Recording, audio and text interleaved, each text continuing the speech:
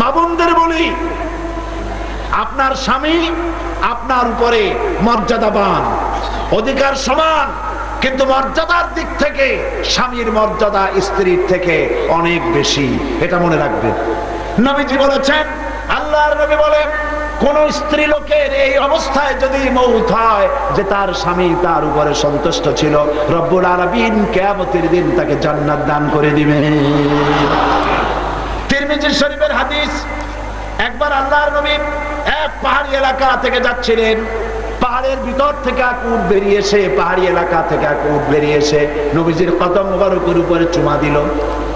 সাহাবায়ে কেরাম বললেন, ইয়া রাসূলুল্লাহ, উটের কি সৌভাগ্য সে আপনাকে সেজদা দিল, আপনি যদি আমাদেরকে অনুমতি দিতেন আমরা আপনাকে সেজদা দিতাম। হুজুর বলেন, না, আমি যদি মানুষকে আরেকজন মানুষকে সেজদা দেওয়ার জন্য যদি পারমিশন দিতাম, তাহলে আমি দুনিয়ার সব স্ত্রীদেরকে তার স্বামীকে সেজদা দিতে বলতাম। তিরমিজি শরীফের হাদিস। মা বোনেরা, স্বামীকে অত্যাচার করবেন না, বিরক্ত করবেন না, গালাগালি করবেন না।